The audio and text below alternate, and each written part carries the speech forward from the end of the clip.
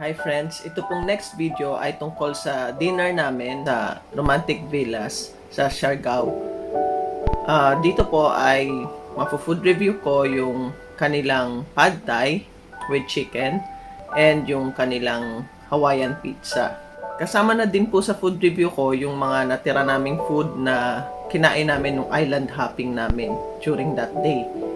So please stay with me as I do my food review for these foods.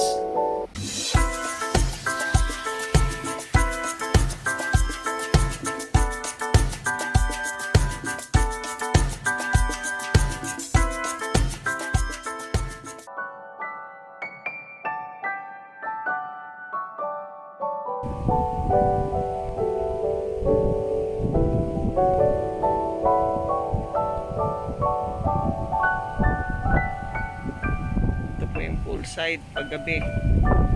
Nag-iiba-iba po ang kulay ng tubig.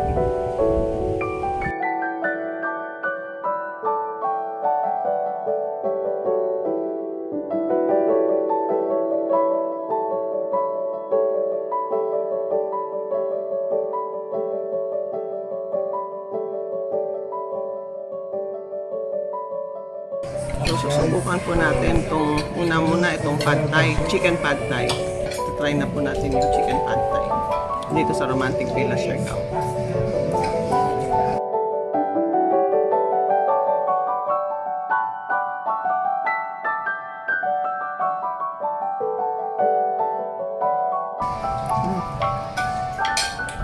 Masarap po yung pad thai nila. Medyo maasim na matamis. Ganun po talaga ang totoong lasa ng pad thai. So, mukhang authentic yung pad thai nila. Yung pad thai po nila, hindi siya peanut eh. Wala akong masyadong nalalasahan na peanut.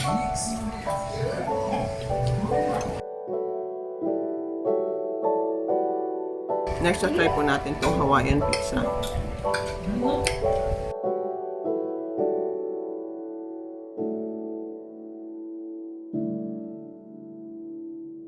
Nakikita niyo po na yung crust niya is very thin.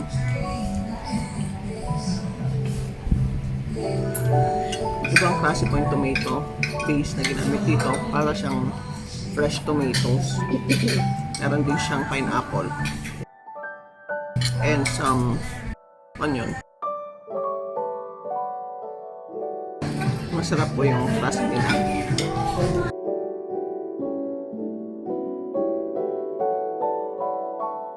Chewy rin siya at saka crunchy. Try naman po natin yung mixed greens. So yung salad po ay crunchy at saka crispy pa yung mga veggies. Meron din siyang cheese at saka onion.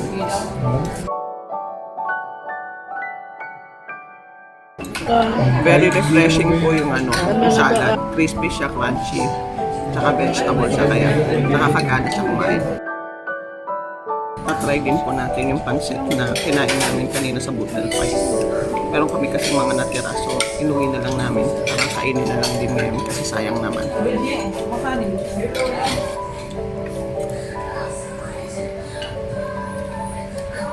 Masarap din po siya, malasa. Medyo oily lang. Try na po natin itong bibingka. Actually, baon naman namin ito, itong bibingka.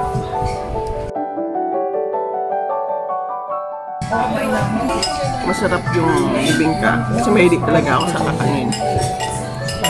And siya, medyo chewy, cheesy rin ang lasa niya. Like this week, try natin itong adobo galing din sa Budal Pie namin. Masarap yung adobo nila, malasa. Tsaka hindi siya masyadong saucy, thick yung sauce niya. Pero noot yung lasa. Ito naman po, try natin yung puto bongbong. Ito po yung puto bongbong.